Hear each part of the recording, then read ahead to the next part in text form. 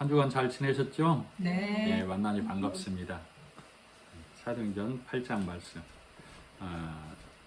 7장에서 스데반이 죽임을 당합니다. 스데반이 공회에서 말씀을 선포하고 설교를 하고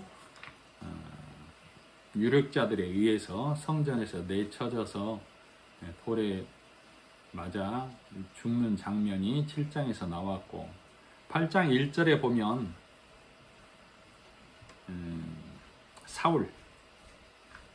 바울이 되기 전에 사울이죠. 사울은 큰 자라는 이름의 뜻이고, 사울이 그가 죽임 당함을 마땅히 여겼다 이렇게 얘기했고, 7장 후반부에 보면은 돌로 치는 자들이 자기들의 겉옷을 벗어서 청년 사울의 발 앞에 그 옷을 놓았다 이렇게 얘기를 하고 있어요. 그래서 그 청년을 나이 어린 청년이 아니고 힘 있는 자를 상징한다고 말씀을 해드렸습니다. 그래서 이들이 돌로 치기 전에 그 겉옷을 벗어서 사울의 발 앞에 두었다는 얘기는, 우리 사도행전 4장에서 보면 사람들이 소유를 팔아 사도들의 발 앞에 뒀다라고 했었죠. 그래서 그 소유가 사도행전 4장의 소유도 돈, 집, 재물을 말하는 것이 아니고, 그동안 내가 하나님을 안다고 섬긴다고 했던 그것, 나를 옷으로 나를 입었던 그것. 그러니까 지금 이들이 겉옷을 사울의 발 앞에 뒀다는 얘기는 사울의 묵인 하에 사울이 인정을 해주고 있는 거예요. 너희가 이 스데반을 돌로 치는 것은 옳은 일이다. 너희의 행위는 옳은 일이며 이것이 하나님을 섬기는 예다라고 보증을 해주고 있다 이렇게 보시면 됩니다. 즉 악은 그 모양이라도 버리라 라고 했던 말씀을 여기서 그들이 적용을 시키고 있는 것이죠. 즉 스데반, 그는 하나님의 이름을 망령되이 일컬어서 죽임을 당하는 것이 마땅하다 이렇게 생각을 하고 했단 얘기예요. 그래서 스데반이 죽임을 당할 때, 그때 8장 2절에 보면 그날에 예루살렘에 있는 교회에 큰 박해가 있어, 즉 스데반이 죽은 날 예루살렘 교회에도 큰 핍박이 있었다. 그래서 스데반과 예루살렘 온 교회가 율법으로부터 돌로 내침을 당하고 있다 이렇게 보시면 됩니다. 그래서 예루살렘 교회에 큰 핍박이 있고, 사도들은 예루살렘에 남고 나머지는 다 예루살렘을 떠나 온 유대와 사마리아로 퍼져나가게 됩니다. 이것이 하나님께서 준비하신 일이고, 하나님이 하나님의 백성된 자들을 구원해 내시기 위한 구속 사업의 일이죠. 그래서 사도들은 예루살렘에 남았는데, 이 사도들이 왜 예루살렘에 남았는가? 사도들도 같이 가서 힘을 좀 보태고 그랬으면 되지 않았을까요? 사도들이 예루살렘에 남았다는 얘기는, 예루살렘은 이스라엘 백성들이 상징적으로 하나님의 임재와 하나님이 계시는 것을 상징하고 있기 때문에, 이 예루살렘은 마치 신앙의 이 베이스 캠프와도 같아요. 본거지. 그래서 더군다나 이 예루살렘은 가장 강력한 자들이 지키고 있죠. 바리새인들, 서기관들. 그래서 이 사도들은 이 일의 샬롬이라고 하는 신앙의 본거지와 같은 이곳에 있어서 이 중심을 지키고 있어야 됩니다. 3절에 보면 사울이 교회를 잔멸할 새 각 집에 들어가 남녀를 끌어다가 옥에 넘기니라. 이 잔멸하다는 얘기는 불을 완전히 끄는 것처럼 소탕하는 것, 완전히 싸그리 없애버리는 걸 말하죠. 그래서 이 바리새인과 서기관의 대표로서 사울이 교회를 핍박하고 있고, 반면에 하나님은 이 사도들과 또 많은 무리들을 통해서 하나님 나라 복음을 선포하고 있죠. 그래서 사울이 마치 가인의 길, 이스마엘의 길, 에서의 길에 서 있는 자, 그래서 복음을 둘째들이죠. 가인이 아벨을, 에서가 야곱을, 이스마엘이 이삭을 괴롭힌 것처럼 지금 사울 또한 그 길에 서 있는 자로 대표적으로 나타나고 있습니다.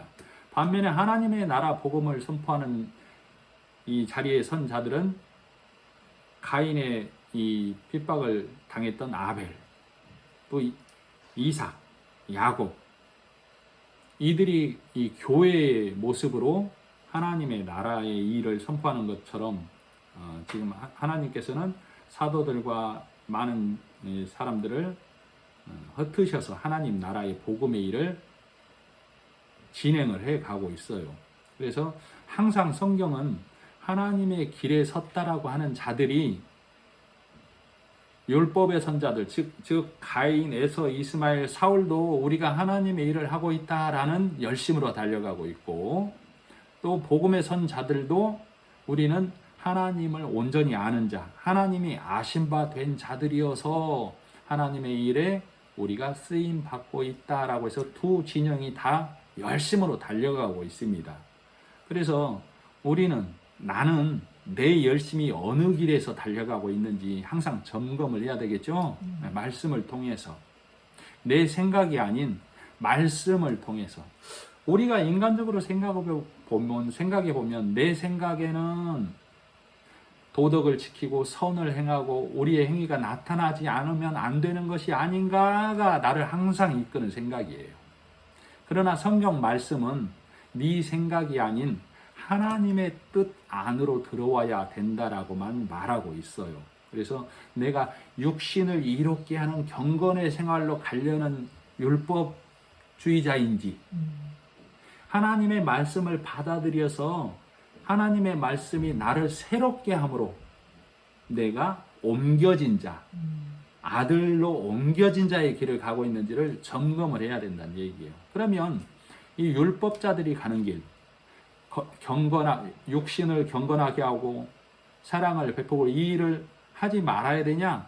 당연히 해야 되는 거라고 말했죠. 초등학문이기 때문에 두말하면 잔소리, 입 아픈 얘기다 그 말이에요.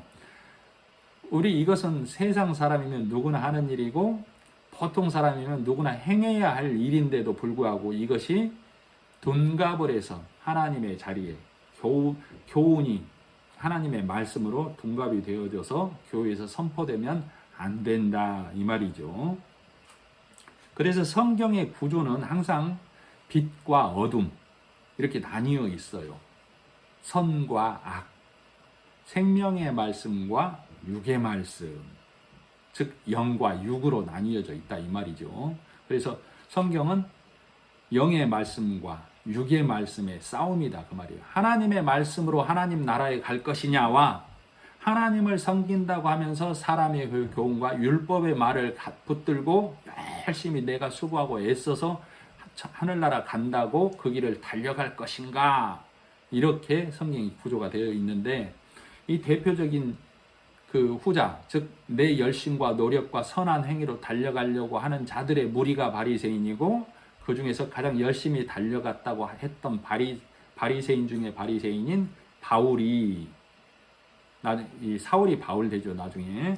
이 바울이 그 길이 아니었음을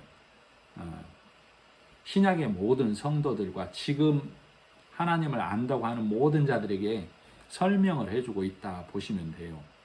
오직 예수 그리스도로만 이 길을 달려가야 정해진 표대가 예수님이죠.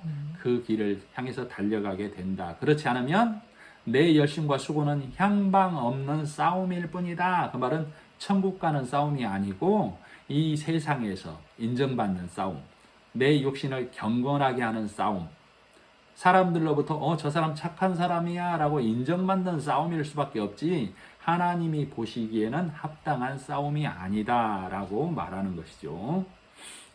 사도행전 8장 5절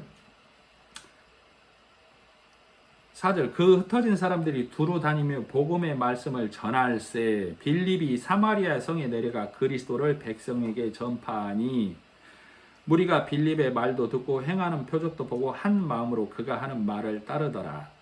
지금 많은 사람들이 빌립만 이 사마리아에 간 게 아니에요. 온 유대 제자들과 많은 사람들이 갔고 사마리아 곳곳에도 많은 사람들이 갔을 거다 이 말이에요. 그러나 이 빌립을 대표적으로 지금 기록을 하고 있는 것이죠.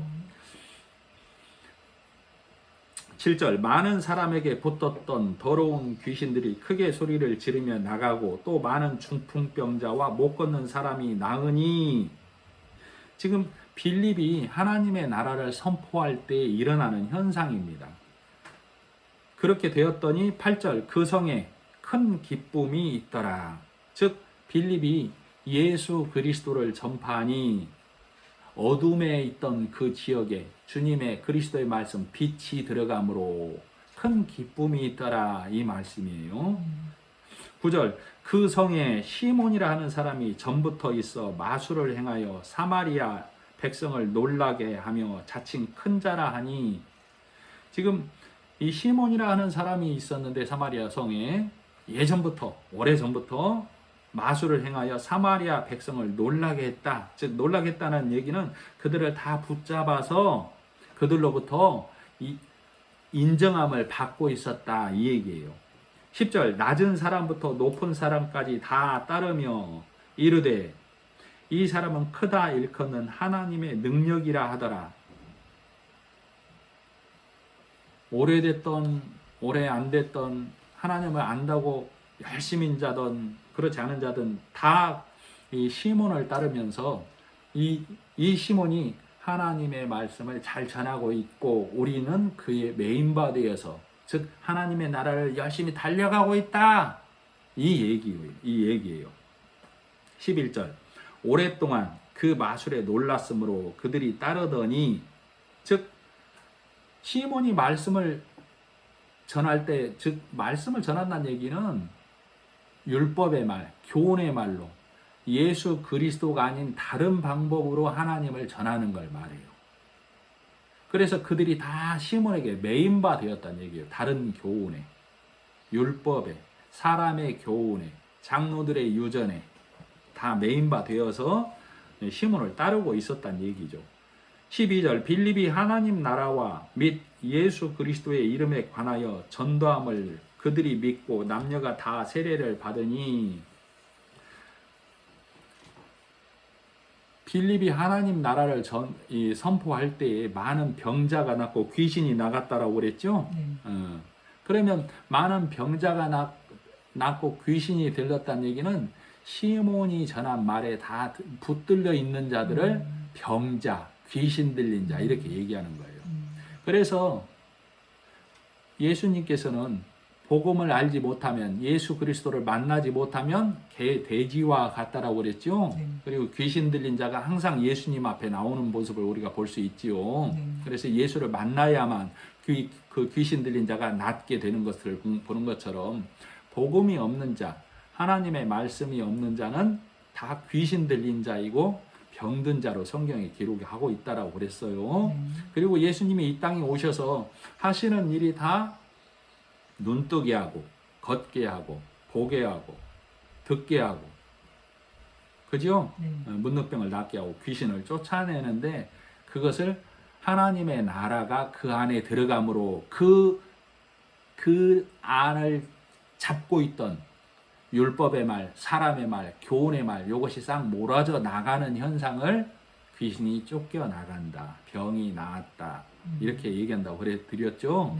그래서 너희는 나보다 더 큰 일을 하리라 예수님께서 그렇게 말씀하셨었죠.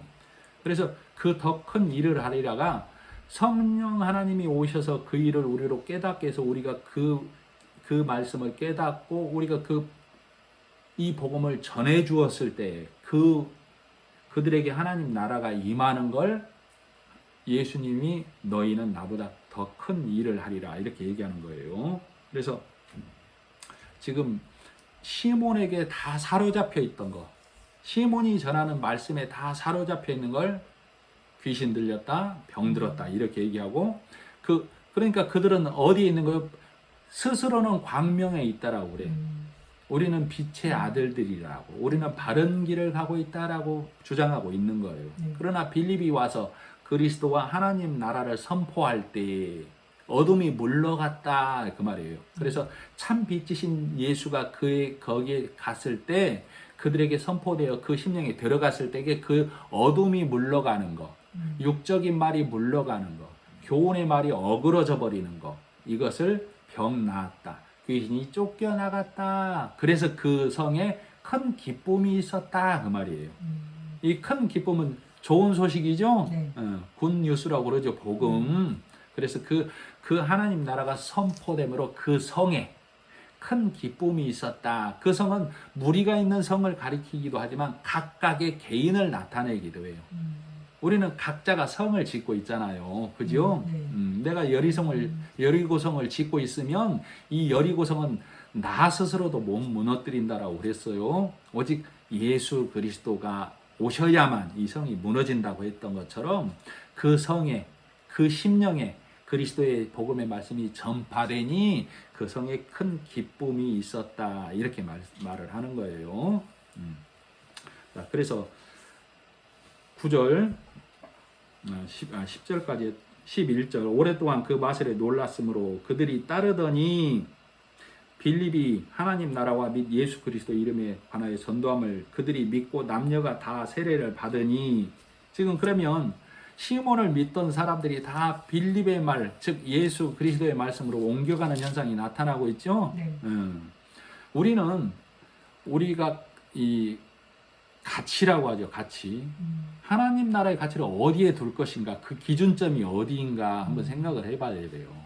우리 육신은 항상 내 눈에 보이는 것, 내 귀에 들리는 것, 이것으로 이 가치 기준을 삼으려고 한다고.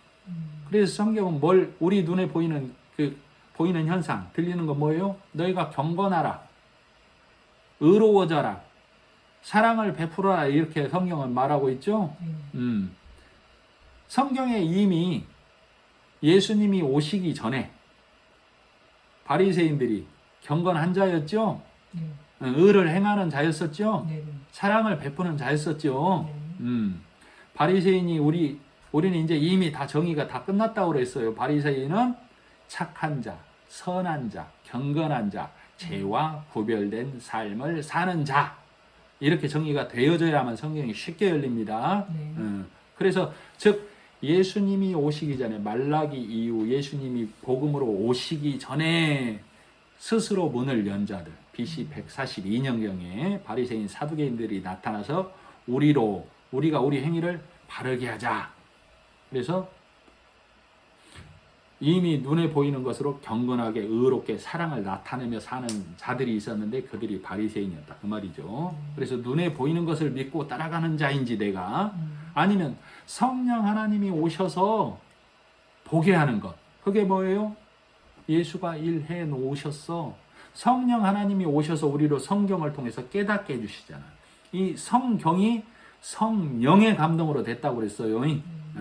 성경은 성령 하나님의 감동으로 기록이 되어져 있다고. 왜? 성령 하나님이 오셔서 예수님이 부활 승천하시고 보혜사를 보내주시지 않았다라면 제자들이 성경을 이렇게 기록 안 해요. 바리새인처럼 기록을 하지. 우리의 행위를 바르게, 우리의 행위를 오르게, 우리의 사랑을 나타내서 이렇게 기록을 한다 그 말이에요. 그러나 성령 하나님이 오셔서 제자들에게 성경을 기록하게 했죠. 어떻게?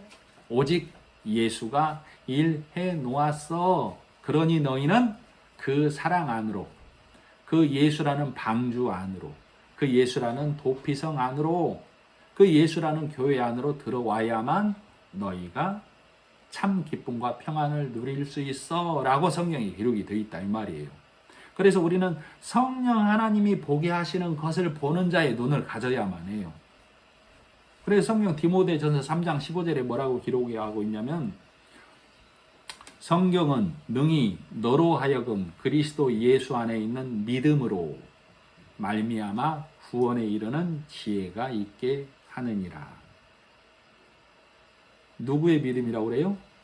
성경은 능히 너로 하여금 그리스도 예수 안에 있는 믿음으로 말미암아 구원에 이르는 지혜가 있게 하느니라. 그러니까 예수 그리스도의 이 복음의 말씀이 내 안에 들어와야만 내 안에 믿음이 생기는 거예요. 그러니까 이 복음을 정확히 깨닫지 못하면 그리스도 예수 그리스도의 믿음이 내 안에 들어오는 게 아니고 내가 행해서 나타낸 내가 의롭다고 생각하는 바리새인의 믿음에만 머물게 된다니까. 그러면 무슨 말씀인지 아시겠죠? 네. 그래서 복음의 말씀은 깨달아서 이 말씀이 내 안에서 보여져야만 돼요. 그렇지 않으면 아까 말했던 거, 내 눈에 보이는 소견대로, 내 귀에 들리는 소리대로만 쫓아가면 그게 어떤 길이냐? 크고 넓은 길, 밝다고 광명하다고 의롭다고 생각하는 바리새인의 길, 크고 넓은 길일 수밖에 없다 그 말이에요. 우리 모든 인간은 이 길밖에 못 봐요. 그러면 이 길이 아닌 아까 말했던 성령 하나님이 보게 하시는 길을 봐야만 한다 그 말이에요. 그건 누구의 도움으로만 가능하다고요? 성령 하나님의 도우심으로만 그 길을 볼 수 있다고. 자, 우리는 내가 만일에 하나님의 은혜를 갚을 수 있다고 말하거나 가르치거나 내가 하나님의 은혜를 갚는 것이라고 믿고 있거나 또는 가르친다면 그것은 나를 부인하는 삶이 아니고 나를 인정하는 삶이란 말이에요. 나를 인정하는 삶. 우리가 하나님의 은혜를 값 없이 받았다고 그랬죠? 예수 그리스도를 하나님이 보내주셨잖아요. 그죠? 내 안에서 나간 것 아무것도 없다니까? 하나님이 보내주신 예수를 내 안에 받아들이는 거라고. 내 안에 받아들이는 거. 그죠? 그래서 내가 갚을 수 있다. 내가 갚는 것이라고 생각하게 돼 있어. 우리 육신은. 이것이 우리 보통 사람들, 인간이 갖는 보통 인지상정의 생각이라니까. 내가 행해야만, 내가 일해야만 하나님의 은혜에 보답하는 길 이렇게 생각한다고. 이게 옳은 길처럼 보이잖아요, 사실. 그래서 그들이 간 길이 바리새인의 길이고 서기관들의 길이라고. 많은 율법자들이 간 길이고. 그러나 나를 부인한다는 것은 예수님이 온전히 일하심을 믿는 것, 그 안으로 들어가는 것, 그것이 나를 부인하는 것. 나를 부인한다는 얘기가 뭐예요? 나는 하나님이 나에게 요구하는 일을 나는 할 수가 없어. 그럼 하나님이 나에게 요구하는 건 뭐예요? 받아들여라. 예수 믿어라. 그게 뭐? 내가 예수를 통하여 한 일, 그걸 믿어라. 아멘. 그게 하나님이 나에게 요구하시는 거잖아요. 믿어라. 아멘. 근데 교회는 뭘 가르쳐요? 바리새인들은 일하라. 예루살렘도 바리새인들이 꽉 잡고 그 일을 먹이고 그 일을 하고 있었고 사마리아도 시몬이란 자가 그렇게 하고 있었다는 얘기예요. 그래서 예수님이 예루살렘에 가서도 이방 땅에 가서도 사마리아에 가서도 항상 귀신 들린 자, 병자들을 다 고치는 일을 하죠. 네. 다 온 세상이 그렇게 다 묶여 있기 때문에 육신은 다 그 길로만 가기 때문에 하나님께서 그를 잡아서 돌려 세우는 거라고. 아시겠죠? 네. 그것이 즉 우리가 살아내야만 해. 살아라 하는 길에서 벗어나서 예수님이 하신 일을 믿어라. 성령 하나님이 성령이 기록한 거. 너희는 그의 말을 믿으라. 그의 말을 들으라. 그 복음의 길로 넘어와야만 우리가 참 기쁨을 누릴 수 있다. 그 말이에요. 9절. 그 성에 시몬이라 13절. 이제 사람들이 다 시몬을 떠나갔죠. 지금 보니까 남녀들이 다 빌립의 말을 들으니까 13절 시몬도 믿고 세례를 받은 후에 전심으로 빌립을 따라다니며 그 나타나는 표적과 큰 능력을 보고 놀라니라. 예루살렘에 있는 사도들이 사마리아도 하나님의 말씀을 받았다함을 듣고 베드로와 요한을 보내매 그들이 내려가서 그들을 위하여 성령 받기를 기도하니 이는 아직 한 사람에게도 성령 내리신 일이 없고 오직 주 예수의 이름으로 세례를만 받을 뿐이더라. 17절 한번 같이 읽어보겠습니다. 시작. 이에 두 사도가 그들에게 안수하며 성령을 받는지라. 네.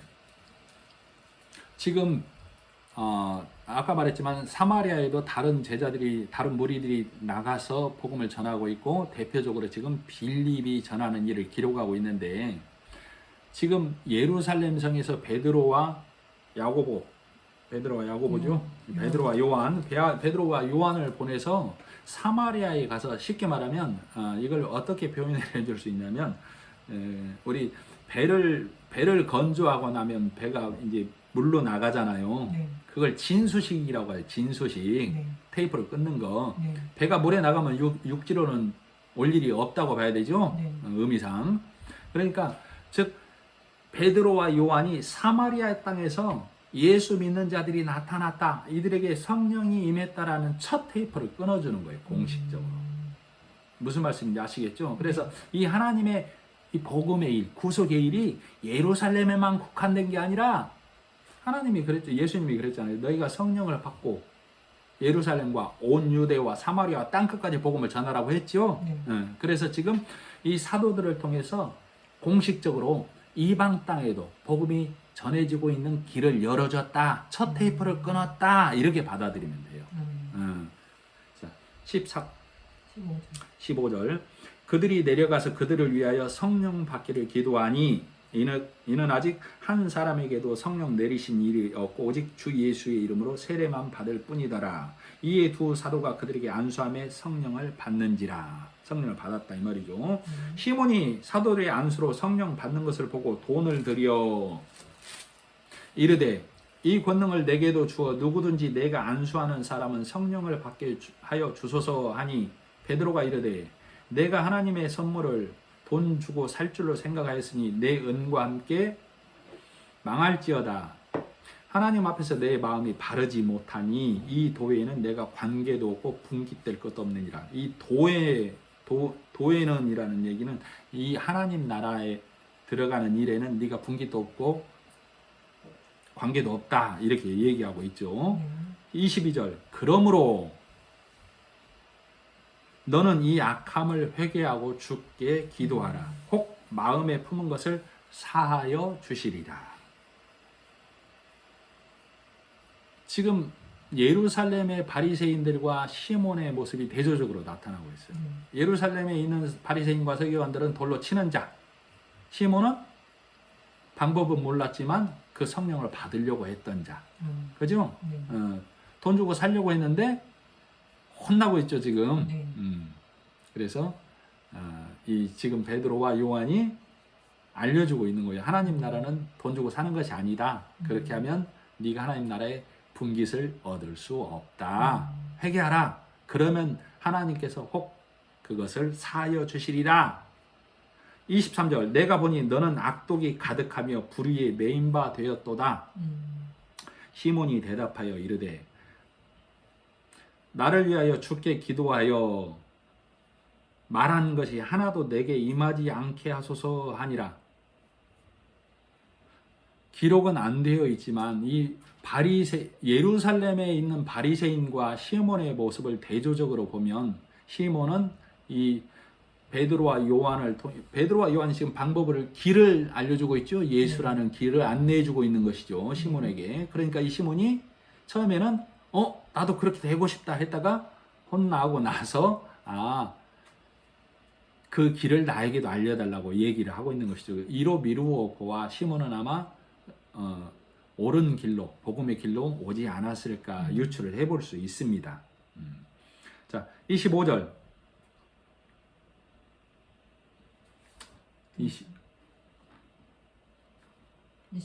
25절.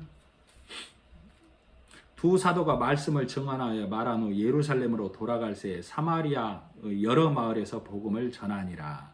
지금 두 사도가 와서 복음의 첫 테이프를 끊어주고 또 다른 제자들처럼 또 다른 이 무리들처럼 사마리아 여러 곳에서 복음을 전하는 일을 하고 있죠. 그래서 사마리아 땅으로 이방 땅으로 복음이 온전히 전해지고 있는 것을 말하고 있어요. 그래서 26절.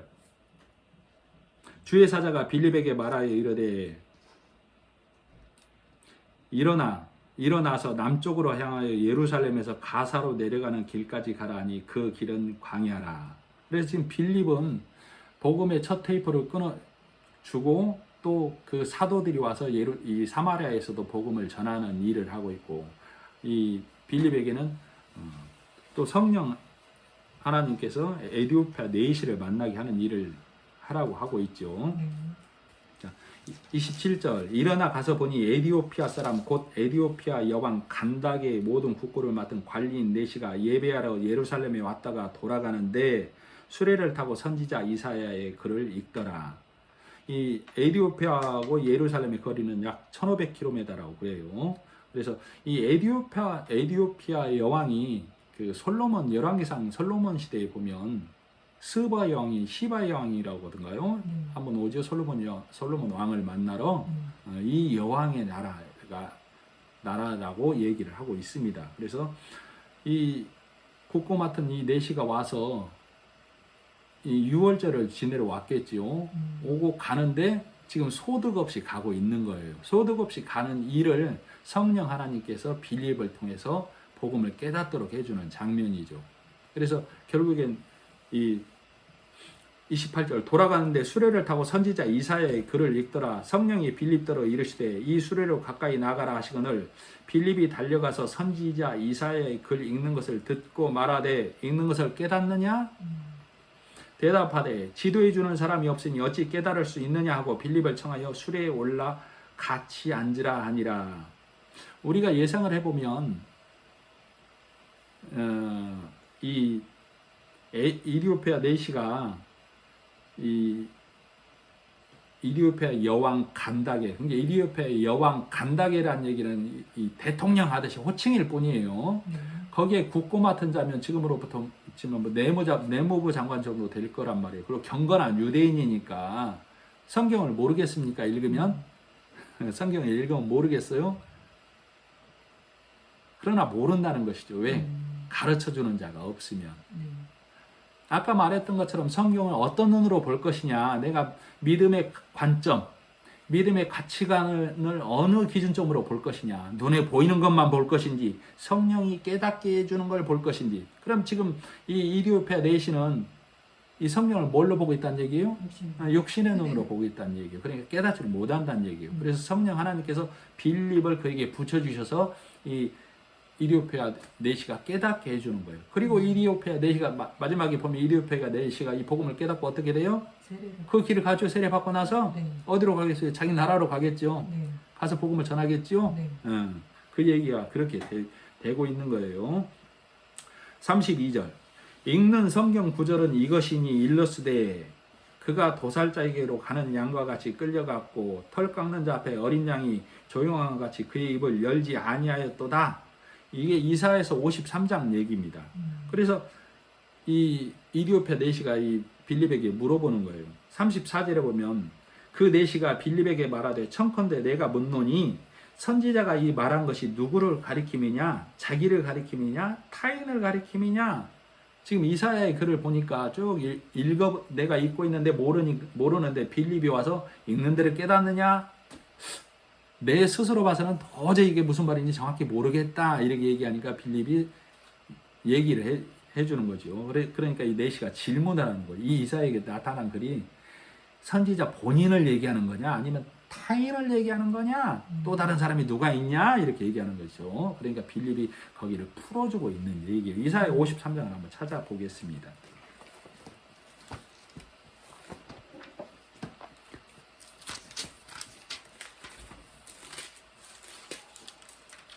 구약 1033페이지. 자, 1절부터 읽어드리겠습니다. 한번 잘 들어보십시오. 우리가 전한 것을 누가 믿었느냐? 여호와의 팔이 누구에게 나타났느냐? 여호와의 팔은 하나님의 팔이죠. 하나님의 팔, 하나님의 일하심이 누구에게 나타났느냐? 그 말이에요. 그는 주 앞에서 자라나기를 연한 순 같고, 그는 누구예요? 예수님을 말하죠? 마른 땅에서 나온 뿌리 같아서 고운 모양도 없고 풍채도 없은즉 우리가 보기에 흠모할 만한 아름다운 것이 없도다. 하나님의 일하심은 누구를 통해서 나타났다는 얘기예요? 그러면 지금 예수 그리스도를 통해서 나타나고 있다고. 그러나 예수 그리스도가 잘생겼다고 그래요? 저 서양 배우처럼 머리 길고 금발색에다 키 크고 아니에요. 그렇게 안 생겼다고. 예수님이 그렇게 안 생겼다는, 지금 풍채가 없고 고운 모양도 없다는 얘기는 율법에 앉은 자들이 사람의 눈으로 보면, 우리 육신의 눈으로 복음을 보면 에이 시시하네, 애굽의 마늘 부추 정도는 돼야지. 우리가 인내하고 지키고 행하고 나누고 베풀고 해야 풍채도 있고 지킬만하고 고운 모양들 보기에 탐스럽고 따먹을만 하네 그러지. 이 얘기라 그 말이에요. 3절, 그는 멸시를 받아 사람들에게 버림받았으며 간고를 많이 겪었으며. 복음을 전해주면 안 받아들이죠. 성경 말씀을 풀어서 얘기해주면 말씀을 변기한다라고 하죠. 질고를 아는 자라 마치 사람들이 그에게서 얼굴을 가리는 것 같이 멸시를 당하였고 우리도 그를 귀히 여기지 아니하였도다. 예수를 귀히 여기지 아니하였도다. 복음을 귀히 여기지 아니하였도다. 눈에 보이는 대로만 믿었더라. 성경 말씀을 풀어서, 자, 빌립이 성경을 네시가 빌립을 성경을 모른다고 안 했어요. 성경을 아는 자다 그 말이에요. 아는 자인데도 못 깨닫는다 그 말이에요. 빌립이 와서 깨닫게 말씀을 증거해 줘야만 깨닫는다 그 말이에요. 우리는 그런다 이 말이에요. 근데 자, 우리가 있는 말씀 그대로 문자대로만 보면 이것이 성경을 변개하는 거예요. 왜? 성령 하나님이 알게 하시는 말씀으로 봐야만 성경을 옳게 보는 것, 하나님의 뜻을 드러내는 것인데 문자대로만 보면 뭐예요? 성경이 우리에게 뭘 요구해요? 너 행하라, 너 지켜라, 너 인내라, 너 죽어라, 살아라. 이거 가르치고 있잖아요, 성경이.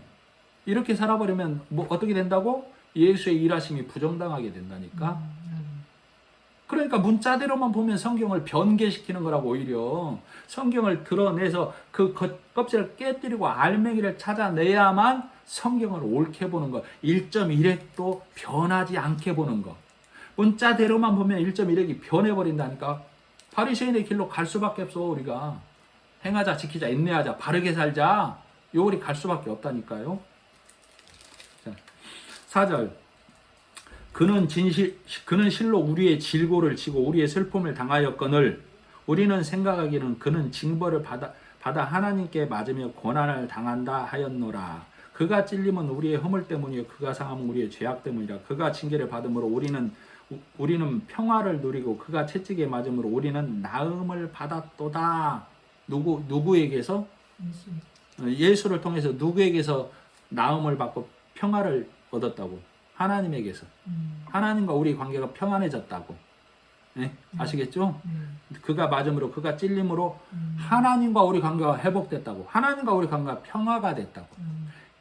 수평적인 사람들, 이웃들, 내 친족들하고 평화는 하나님이 아니어도 우리 유교 사상으로도 효 사상으로도 형제 우애간으로도 다 해야 되는 거잖아요.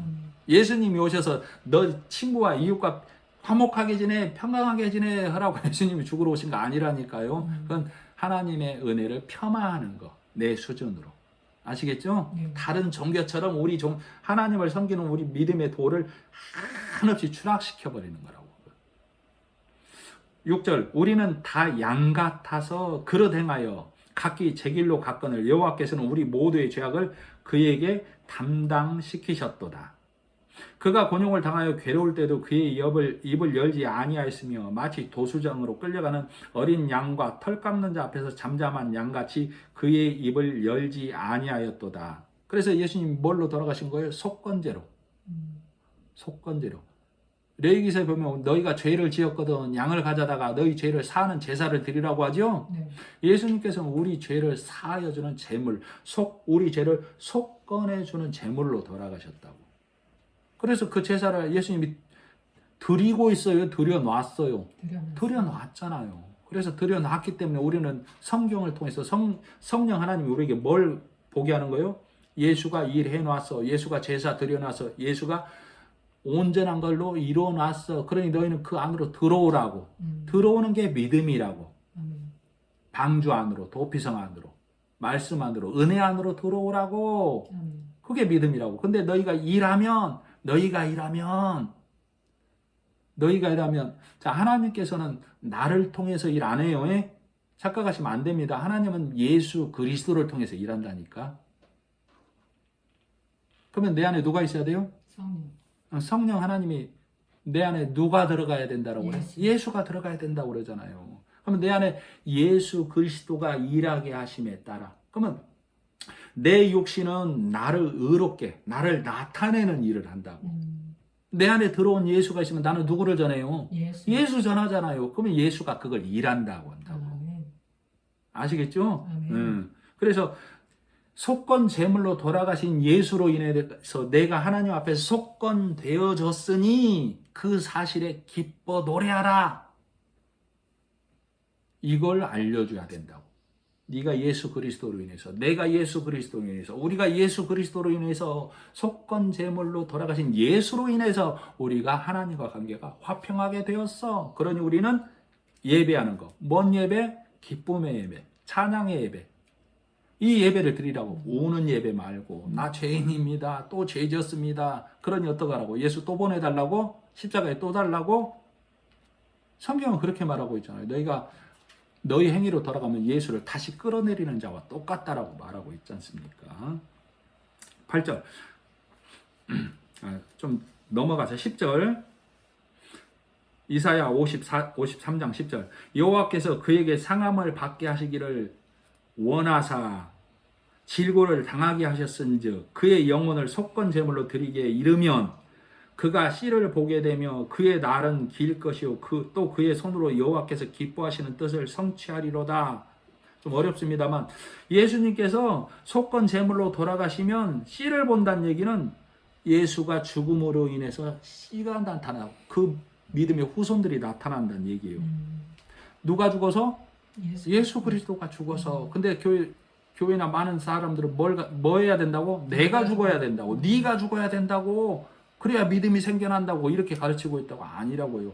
예수 그리스도가 죽음으로 그가 씨를 보게 되며 하나님께 속건제물로 드림으로 인해서, 그래서 이것을 알고 믿고 찬양하고 가르쳐야만 온전한 교회, 온전한 믿음이라고 그래요. 그래서 이사야 53장 10절 후반부, 그의 손으로 여호와께서 기뻐하시는 뜻을 성취하리로다. 그의 손이 뭐예요? 하나님의 손이 누구를 통해서? 예수 그리스도를 통해서.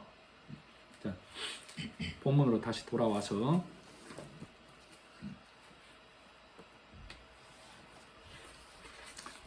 그래서 지금 이 내시가 빌립에게 이 선지자가 말한 자가 누구냐? 선지자 본인을 말하냐? 타인을 말하냐? 했을 때 빌립이 이 선지자의 글부터 해서 예수 그리스도까지를 전하해 준 거예요. 그러니까 이 복음을 싹 풀어줬더니 35절이 그 말이에요. 빌립이 입을 열어 이 글에서 시작하여 예수를 가르쳐 복음을 전하니. 아까 지금 사마리아 땅에서 그 성령이 임할 때 예루살렘에서 누가 왔다고 그랬어요? 베드로와 요한이 왔다고 그랬죠? 네. 베드로와 요한이 와서 이방 땅에도 복음이 성령이 임하고 있다라고 첫 테이프로 끊어졌으니 이제부터는 이제 그들이 안 와도 되죠? 빌립이 이 이디오파 내식의 복음을, 성령을 전하고 있다 그 말이에요. 자, 그 복음을 전하니, 그러니까 이 이디오파 내시가 복음을 온전히 받아들인 자가 되어졌지요. 네. 그러니까 36절이 그 말씀이에요. 길 가다가 물 있는 곳에 이르러 그 내시가 말하되 보라 물이 있으니 내가 세례를 받음에 무슨 거리낌이 있느냐? 거리낄 게 있냐 없냐 그 물어보는 거예요. 내가 세례를 받겠다는 얘기예요. 받겠다는 얘기예요. 37절이 세례 요한이 빌립이 그러게 마음을 다하고 뜻을 다하여 하나님이 하신 일을 온전히 받아들이면 세례를 받는데 거리낄 것이 전혀 없습니다. 38절 이에 명하여 수레를 멈추고 빌립과 내시가 둘 다 물에 내려가 빌립이 세례를 베풀고 둘이 물에서 올라올 새 주의 영이 빌립을 이끌어 간지라. 내시는 기쁘게 길을 가므로 그를 다시 보지 못하니라. 서로 헤어졌다는 얘기는 빌립은 또 다른 복음의 일을 하러 가는 것이고 이제 이 이디오피아 내시는 어디로 가요? 고국으로 돌아가서 이 복음을 전하는 일을 한다 이 말이죠. 40절 빌립은 아소도에 이르러 아소도에 나타나 여러 성을 지나다니며 복음을 전하고 가이사랴에 이르니라. 자, 그래서 우리가 이제 나중에 보면 이 사도행전 21장인가 보면은 가이사랴 빌립보에 빌립이 있어요. 그래서 사도 바울이 그 집에 들어가서 또 묵기도 하는 일을 볼 수 있죠. 자, 예루살렘 성에서 복음이 온 유대와 사마리아와 땅끝 그리고 우리에게까지 이렇게 전하여지고 있습니다. 그리고 오늘 이 시간에도 성령 하나님의 말하게 하심에 따라 복음의 말씀을 전하고 있어요. 여호수아 3장에 보면 가나안 땅에 들어가기 전에 요단강을 건너죠. 요단강을 건너는데 하필이면 그렇게 날짜를 잡았을까? 모맥 거두는 시기에 요단강이 어떻게 된다고 그래요? 모맥을 거둔다는 얘기는 추수 때를 말해요. 추수 때에는 요단강이 항상 강북에 넘쳤더라 이렇게 기록하고 있죠. 평상시에는 요단강이 작은 강이라고 그러죠. 요단강이 작은 강입니다. 나아만 장군이 저 물에 가서 7번 담그라 했더니 아니 저 하찮은 강에 우리나라에는 크고 강수량이 많은 강이 얼마나 많은데 저 하찮은 강에 이렇게 얘기하죠. 가나안 땅에 들어가기 전에 가나안 땅은 여기 이 여호수아에서 상징적인 의미로 가나안 땅은 어디를 나타내요? 하나님 나라를 나타내죠. 요단강은 우리가 건너야 할 강. 근데 우리 힘으로 건너가요? 못 건너가요? 못 건너간다고. 왜? 우리가 요단강을 건너가려고 하면 그 강은 항상 추수 때라니까 물이 계속 넘칠 수밖에 없어요. 평상시에는 수량이 적고 하찮은 강이지만 그 강을 건너려고만 하면 그 강이 쉽게 말하면 미쳐 날뛴다 그 말이에요. 왜? 다 흘려보내 버리려고. 헛것들 다 떠내려가라고. 육신으로 올 자 아무도 없다고 다 떠내려 보낸다니까. 그래서 추수 때에는 그 강이 차고 넘치는 거라고. 그러면 이 차고 넘치는 강을 누가 잠재우는 거예요? 요단강을 건널 때 여호수아가 요단강을 건널 때 뭐가 먼저 가요? 법궤가 먼저 가잖아요. 사흘길. 법궤가 누구를 나타낸다고? 예수 그리스도가 먼저 가서 그 강에 딱 좌정하고 있어야만 우리는 그 강을 마른 땅을 건넜다고 그랬죠? 네. 마른 땅을 건널 수가 있다고. 마른 땅이란 얘기가 뭐예요? 나를 삼킬 물이 한 방울도 없다 그 말이죠. 그래야만 우리는 그 강을 건널 수 있다고. 그런데도 우리는 내 힘과 의지로 그 강을 건너려고 하면 엄두가 안 난다 그 말이죠. 갈 수도 없다. 우리 인생은 그 요단강 건널 인생이 아무도 없다 그 말이죠. 그래서 그 요단강을 건너고 나서 여호수아가 뭐라고 그래요? 그 강에서 돌 12를 취하여다가 세우라고 그러죠. 길갈에. 우리의 수치가 물러갔다. 누구로 인해서? 예수 그리스도로 인해서 우리의 수치가 물러가고 우리가 요단강을 건너 가나안 땅에 들어왔다 이 말이죠. 그래서 우리 인생은 스스로 영원히 행복할 수가 없어요. 다만 이 땅에 있을 때 행복을 누리고 기쁨을 누리고 잠깐 안전하다라고 느낄 뿐이죠. 하나님이 주시는 평강, 온전하고 완전하고 영원한 평강은 예수 그리스도를 통해서야만 얻을 수 있다 그 말이에요. 그런데도 바리새인들은 율법의 교회는 내 수고와 노력으로 그것을 하나님으로부터 얻을 수 있다라고 생각하고 요구하고 있어요. 그러면 하나님 뭐라고 그래요? 내가 예수 그리스도를 통해서 온 일을 다 이렇게 놓았는데도 너희는 나에게 또 다른 청구서를 요구하고 있냐? 이 삭구나 그런다고 말해요. 이 삭구나. 왜 내 은혜를 너희의 노력, 너희의 값으로 사려고 그러느냐? 이 삭구나 그런다고 말이에요. 아시겠죠?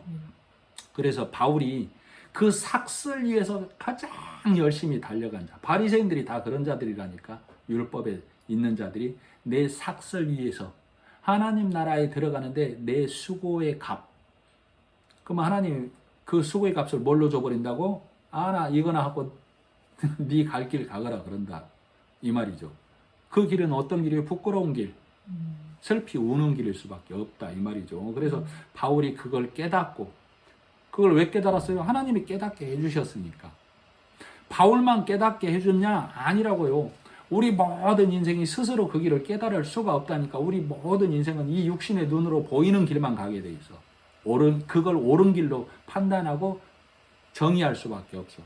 우리를 깨닫게 해주시는 분은 성령 하나님이 보게 해주셔야만, 듣게 해주셔야만 그 길을 깨달을 수 있다 그 말이에요. 그래서 바울이 그런다 그 말이에요.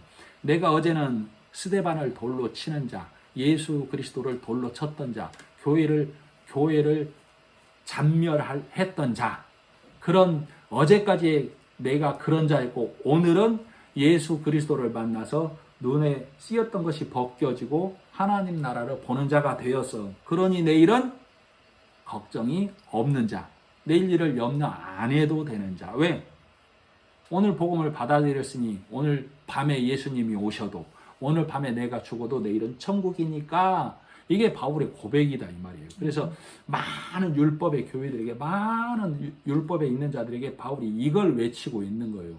스데반이 이걸 외치다 돌 맞았고 교회가 잔멸을 당했었고, 사울이었던 그가 그 일 하다가 복음 깨닫고 나서 스데반이 간 길을, 많은 교회가 간 길을 가면서 이 일을 증거하고 있다 그 말이에요. 아시겠죠? 네. 그래서 우리가 이 복음의 일을 빌립이 이 사마리아에서 이 복음을 선포한 것처럼 우리도 복음을 선포하는 자로서 이 믿음의 길을 가야만 되겠습니다. 기도하겠습니다. 하나님 아버지, 은혜를 감사합니다. 하나님의 일하심은 오직 예수 그리스도를 통하여서만 일하고 계십니다.